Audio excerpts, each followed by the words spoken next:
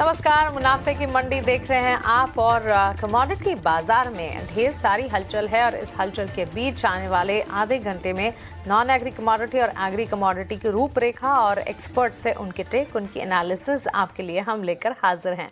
मैं हूं मानसी दवे और आइए सीधा नॉन एग्री कमोडिटी से शुरुआत कर लेते हैं और हमारे एक्सपर्ट्स को भी एक एक कर शामिल कर लेते हैं। हमारे साथ प्रो इंटेलिट्रेड सर्विसेज के दिनेश सोमानी जी जुड़ गए हैं, मोतीलाल ओसवाल फाइनेंशियल सर्विसेज के नवनीत दमानी हमारे साथ और AIJGF के नितिन केडिया भी हमारे साथ जुड़ गए हैं। जेंटलमैन, बहुत स्वागत है आपका ET Now स्वदेश पर अपना समय देने के लिए। आप सबसे पहले हम प्रेशियस मेटल्स की चाल पर एक फोकस करते हैं। नए रिकॉर्ड उच्चतम स्तर पर पिछले दिनों हमने फेस्टिविटीज के दरमियान गोल्ड सिल्वर में इंपैक्ट देखा था। इस वक्त अगर आप देखेंगे MCX पर 1,19,640 के स्तर गोल्ड में नजर आ रहे हैं। गोल्ड के मुकाबले सिल्वर में आउटशाइन जो है वो फिलहाल नजर आ रही है इन अ बेटर अगर कंपैरिजन करेंगे तो वहां पर।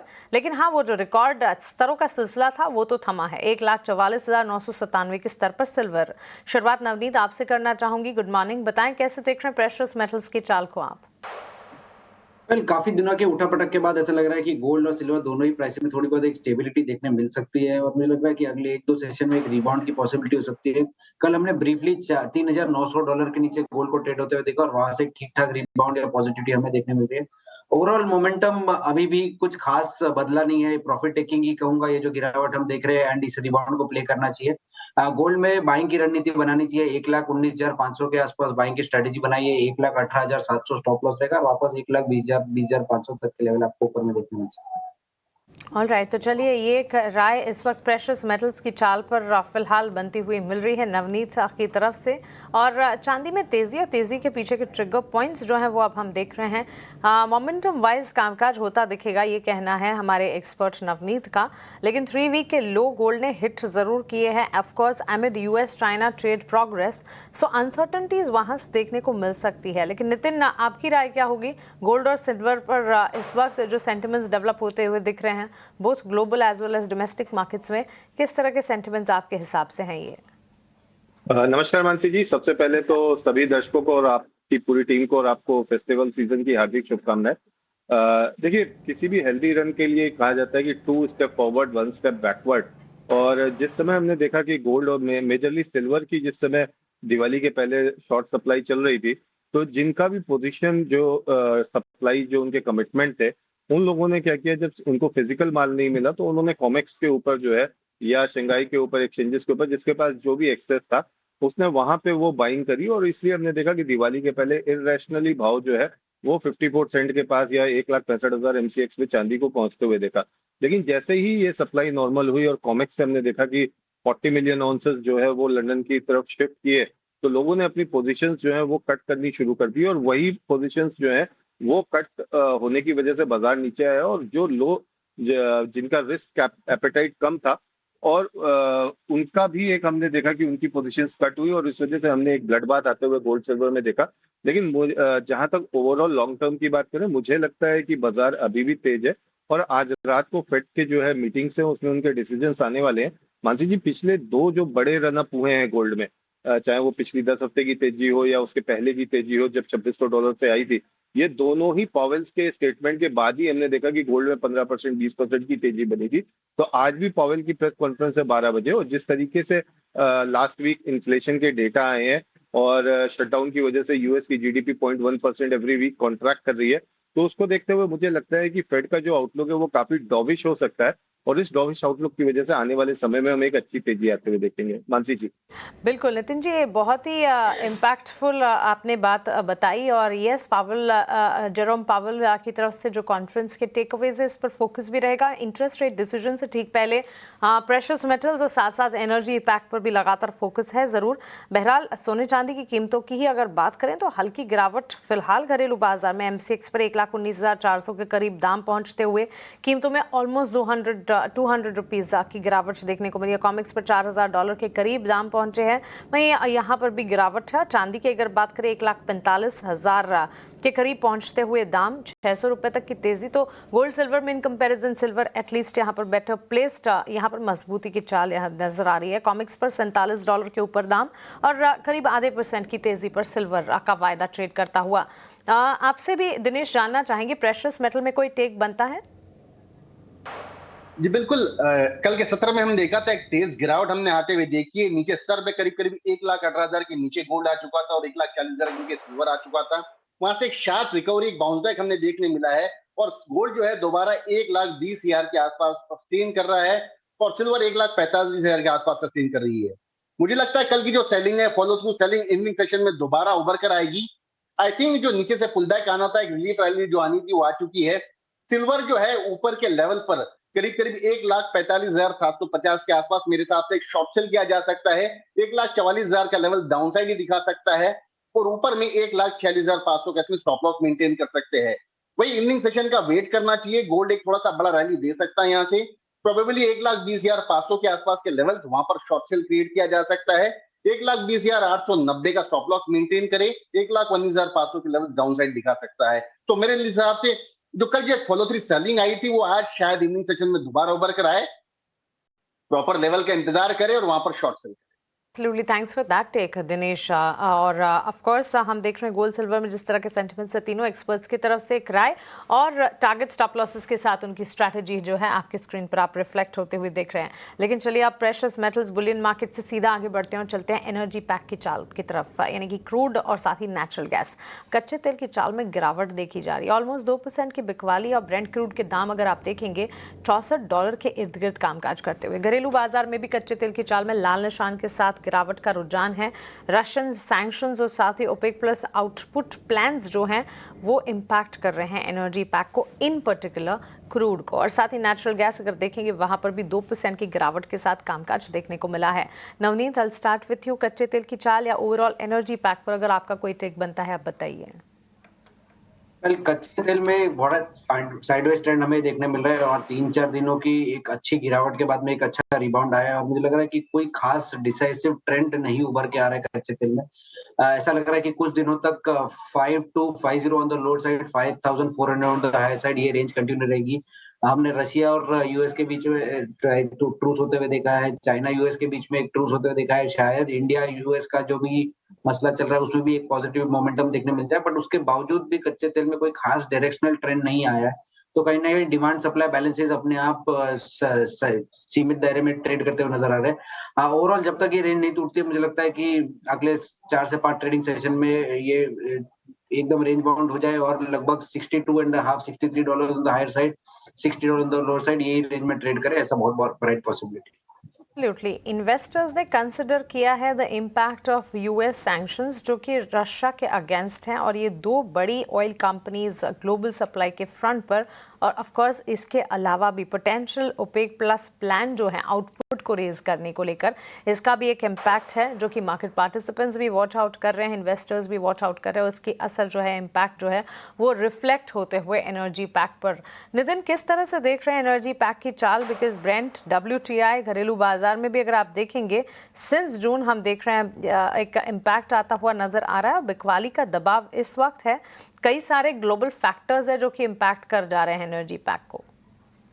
मानसी जी, ओवरऑल जो ट्रेंड है क्रूड का वो लंबे समय से नेगेटिव बना हुआ है। केवल बीच में जो जियोपॉलिटिकल से रिलेटेड कुछ पॉजिटिव न्यूज आई थी उसकी वजह से हमने क्रूड को ऊपर आते हुए देखा। हमारा मानना है इंट्राडे चार्ट्स के ऊपर जिस तरह से लोअर हाई लोअर लो क्रूड बना रहा है तो उसमें मंदी का दबाव बना रह सकता है। और कल का जो लो था 5,290, अगर 5,290 के नीचे गोल्ड ट्रेड करता है तो आज ट्रेडर्स इसमें शॉर्ट बेट ले सकते हैं और नीचे में ये आपको 5,170 या 5,190 तक आपको देखने को मिल सकता है और स्टॉप लॉस ऊपर में 5,340 का लगा सकते हैं। ठीक है, तो चलिए ये स्ट्रैटेजी कच्चे तेल की चाल पर नितिन केडिया की तरफ से आती हुई। दिनेश, आपसे नेचुरल गैस पर, ओवरऑल एनर्जी पर भी अगर आप अपनी राय देना चाहें तो बिल्कुल दीजिएगा। लेकिन नेचुरल गैस में जिस तरह के सेंटिमेंट्स डेवलप हो रहे हैं, of course same like crude हम देख रहे हैं कि ग्लोबल फ्रंट पर जो इम्पैक्ट और इवेंट ट्रिगर्स हो रहे हैं, इकोनॉमिक इंडिकेटिव एक्शन है, वो असर कर जा रहे हैं। नेचुरल गैस की चाल की अगर हम बात करें वहां पर भी ऑलमोस्ट 2% के डाउन ट्रेंड्स देखने को मिले हैं। इस वक्त आधे % MCX पर भी नेचुरल गैस में गिरावट का रुझान है। बिल्कुल, ये नेक्स्ट कॉन्ट्रैक्ट है, नवंबर वाला कॉन्ट्रैक्ट, ये 30-35 रुपीज प्रीमियम पड़ता है जो प्रीवियस अक्टूबर कॉन्ट्रैक्ट के है। 340-42 के आसपास ये ट्रेड कर रहा है। आई थिंक इसमें बिकवाली की राय बननी चाहिए। 342-345 के दरमियान इसमें शॉर्ट सेल किया जा सकता है। 355 का स्टॉप लॉस मेंटेन करे, 310-312 के लेवल से डाउन साइड दिखा सकता है। तो यहाँ पर रिस्क रिवॉर्ड काफी फेवरेबल है, तो मेरे हिसाब से मौजूदा स्तर पर भी आप शॉर्ट सेल कर सकते हैं। वहीं अगर मैं क्रूड की बात करूं तो मुझे एक रेंज बाउंड एक्टिविटी लगती है, जैसे नवनीत ने कहा 5250 नीचे साइड में, 5450 अप साइड में।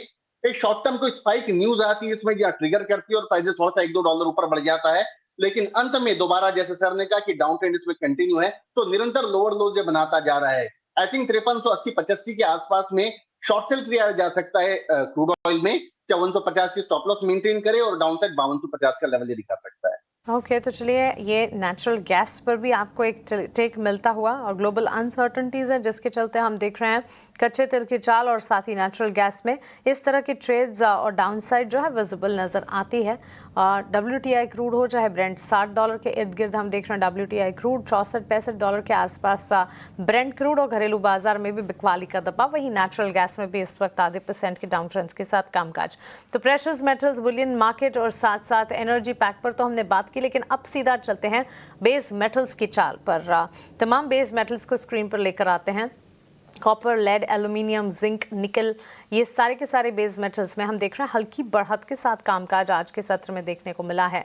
Copper out of all of them फिलहाल सबसे ज़्यादा रिफ्लेक्ट होता हुआ नज़र आ रहा है, 0.5% ही सही, लेकिन गेंस वहाँ पर देखने को मिले हैं। नवनीत, क्या कॉपर पर कन्वेक्शन है या फिर कोई और बेस मेटल चुनना चाहेंगे आप? हम तीनों ही बेस मेटल में काफी कन्विंस्ड है। ऑर्डर में अगर मैं बात करूं तो कॉपर सबसे ज्यादा स्ट्रांग है, उसके बाद जिंक और उसके बाद एल्यूमिनियम। मुझे लगता है कि कॉपर यहाँ से करीब करीब 10 से 15% की तेजी के लिए प्रिपेयर हो रहा है और लगभग 1100 साढ़े 1100 के भाव हम आने वाले दिनों में देख पाएंगे। इनफैक्ट एलएमई पे भी टेक्निकल पैरामीटर्स, फंडामेंटल पैरामीटर्स दोनों ही ठीक है। कैश टू 3 मंथ स्प्रेड काफी टाइट चल रहा है कॉपर का। 3-4 बड़ी माइनों में प्रोडक्शन जो है वो डैमेज हुआ और लगभग इस साल जो मार्जिनल सरप्लस एक्सपेक्टेड था वो शायद घट के डेफिसिट वाला एक सिनेरियो हो सकता है वर्ष 2025 के लिए भी। उसके साथ-साथ इन्वेंटरीज काफी शैलो है एलएमई पे भी और शंघाई पे भी, और कॉमेक्स में जो है वहां पर भरपूर इन्वेंटरी ऑलरेडी है। अगर पॉजिटिव मोमेंटम डेवलप होता है यूएस चाइना ट्रेड ट्रूस की वजह से और चाइना की इकोनॉमी फिर से थोड़ा सा टैरिफ जो है उधर रिड्यूस होगा, तो मुझे लगता है कि एक नया मोमेंटम पूरे बेस मेटल कॉम्प्लेक्स में शुरू होगा, जो कि करीब 10 से 15% का अपसाइड दिखा सकता है। तो बाय ऑन डिप्स की स्ट्रेटेजी यहाँ पे रखनी चाहिए। छोटे-मोटे करेक्शन आते रहेंगे, गोल्ड सिल्वर की वोलेटिलिटी के साथ में स्पिल ओवर इफेक्ट रहेगा बेस मेटल्स का के ऊपर भी, बट उसे बाइंग मोमेंटम जैसे ट्रीट करना चाहिए। फिलहाल इंट्राडे ट्रेड के लिए अगर कोई बात हो रही है तो 995 1000 के रेंज में आप कॉपर बाय कर सकते हैं। 1015 आपका टारगेट रहेगा और डाउन साइड में 988 आपका स्टॉप लॉस रहेगा। राइट, तो चलिए बेस मेटल की चाल पर ये एक टेक नवनीत की तरफ से। तमाम बेस मेटल्स में कन्विंस्ड है वो, कन्वेक्शन उन्हें नजर आता है। नितिन, कैसे देख रहे हैं बेस मेटल की चाल को आप, और कोई पर्टिकुलर बेस मेटल जिस पर इस वक्त फोकस कर स्ट्रैटेजी डेवलप कर रहे हैं आप? मेरा जो व्यू है बिल्कुल नवनीत जी से मैच करता है।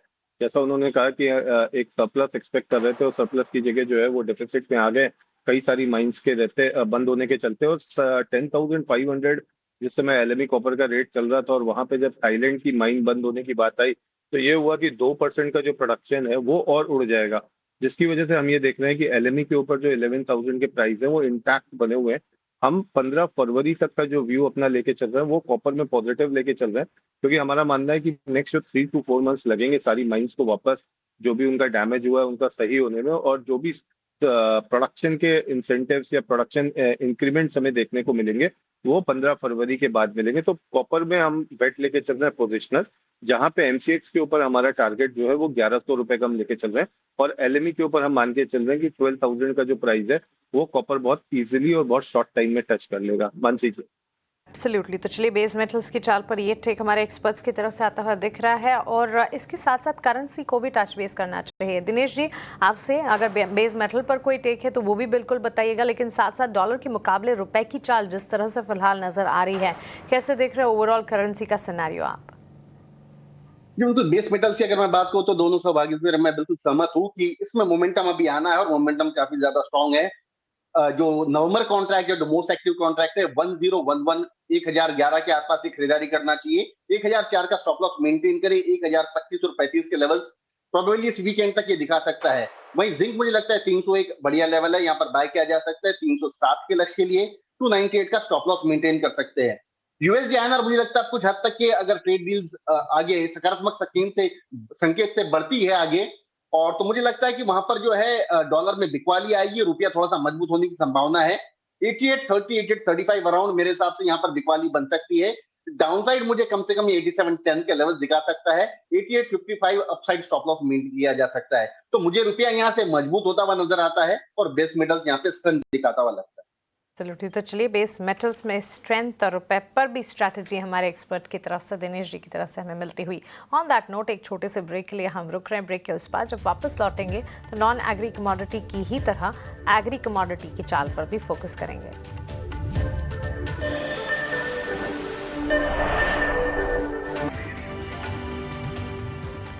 ब्रेक के बाद स्वागत है आपका और अब फोकस करते हैं एग्री कमोडिटी मार्केट पर। जीरे में सीमित दायरे में कामकाज आज के सत्र में नजर आ रहा है और इसके अलावा मसालों की चाल में धनिये की अगर बात करें सीमित दायरे में, वहां पर भी हम देख रहे हैं इनफैक्ट धनिये में तो आधे % तक की गिरावट भी देखने को मिली है।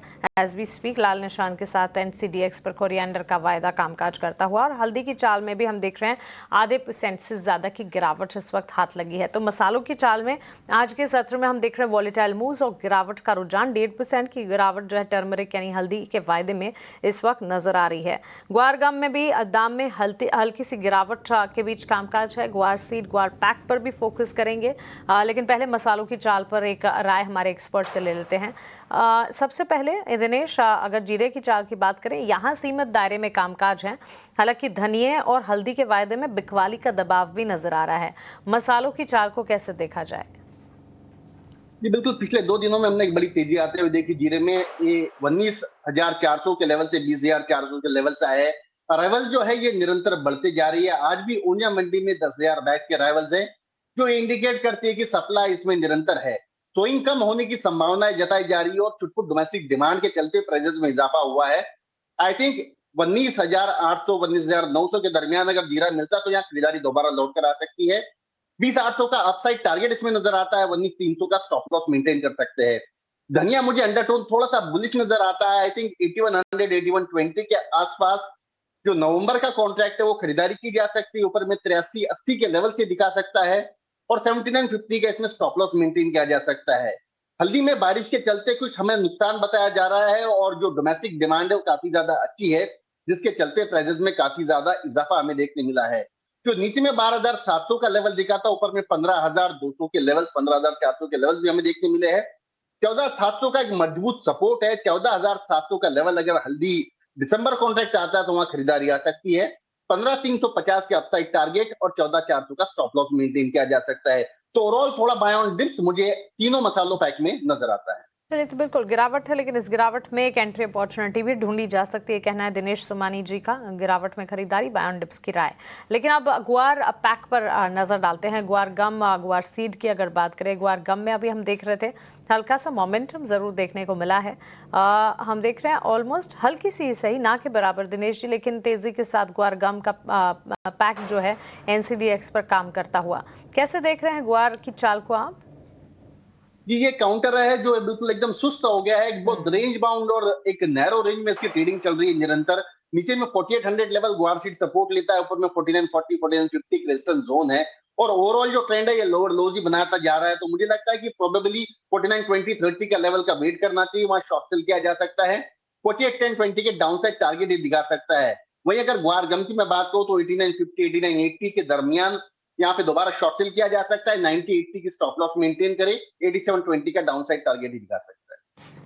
ओके, तो चलिए ये एक टेक हमें मिलता हुआ इस वक्त ग्वार पैक पर, लेकिन कैस्टर पर भी एक राय और कॉटन सीड पर भी एक राय, कॉटन केक पर भी एक राय होनी चाहिए। कैस्टर का वायदा स्क्रीन पर लेकर आते हैं। कैस्टर सीड में हम देख रहे हैं हरे निशान के साथ एनसीडीएक्स पर कामकाज हम देख रहे हैं, लेकिन यहाँ पर भी मामूली तेजिया खरीदारी की बाइंग मोमेंटम नजर आ रहे हैं। क्या कन्वेक्शन यहाँ से फर्दर अपसाइड का है या फिर इसी तरह एक रेंज में कामकाज करता रहेगा?